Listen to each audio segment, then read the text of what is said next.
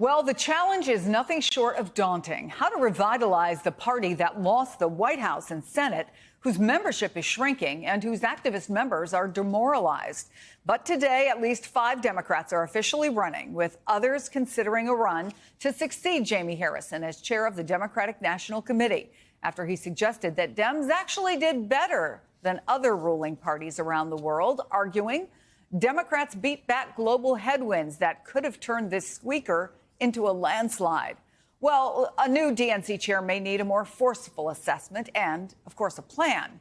We've reached out to each candidate to join us and explain their plan, beginning with our next guest, Minnesota State Chair Ken Martin. It's a pleasure to have you here. So, look, Politico did something interesting. They laid out pros and cons for all of those of you who are possible contenders.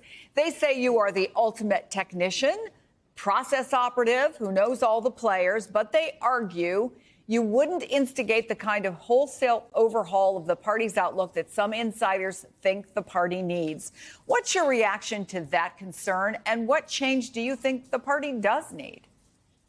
Well, first, Chris, thank you so much for having me on today. I really appreciate it. And, look, I'm running for the DNC because too many in Washington actually want to win the argument. I actually want to win elections. And, I have a proven track record of doing that in Minnesota. I'm 25-0 on statewide elections. We've built arguably the strongest state party in the nation. And we've passed amazing legislation that's helping improve people's lives throughout our state.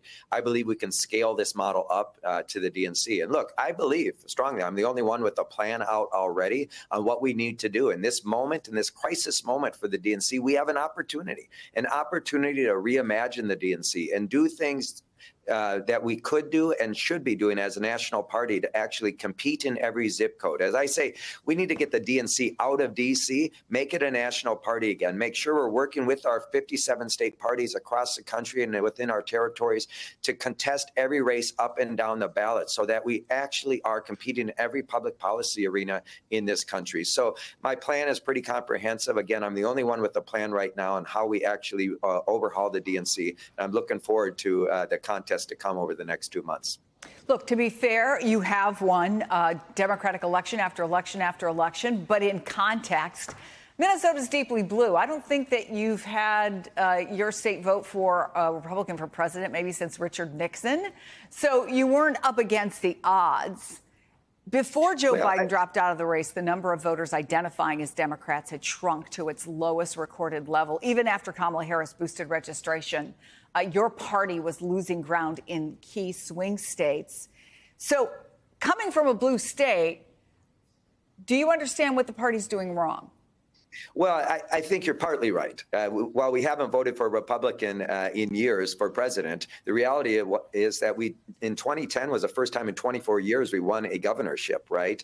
And, the reality is Minnesota is much more of a purple state. They've elected Republicans to the U.S. Senate, of course. They've elected Republican governors. They've elected Republican legislative majorities. And so it's not fair to say that it's a deep blue state. In fact, it's one of the closest non-battleground states in the country in terms of the margin. And so, and what that required, of course, it's gotten a lot bluer under my time as chair. We haven't lost a statewide election, and that's because we built the type of infrastructure that helps us win up and down the ballot. And so, look, we have to do a better job for sure of making sure we're winning everywhere, from red states to purple states to blue states.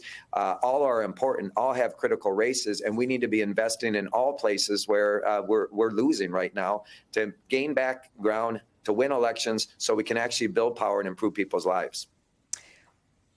One criticism of the party is that they took on issues much more progressive than the general public, right?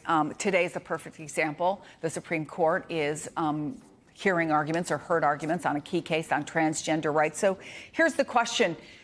Should transgender access to health care, the ability to play on sports teams if you're trans, be for Democrats the kind of civil rights cause they have long supported, or will that alienate moderate voters the party needs? Well, let me just say, I reject the premise because at the end of the day, we're Democrats. We believe in fighting for the working class, for the poor, and for marginalized and oppressed people, people who are being pushed out of the conversation, bullied and harassed. That's the history of our party, and we will stand up for the trans community. At the same time, we will center at the core of our messaging a working class agenda that reminds people throughout this country, no matter where they're from, no matter who they are, no matter who they love, or where they live, that our party is their champion and we're fighting for them. And so, I think, look, we can do both. We can walk and chew gum at the same time. We can live true to our values. You don't have to abandon our values as a Democratic Party while also centering the needs and the struggles of everyday working Americans.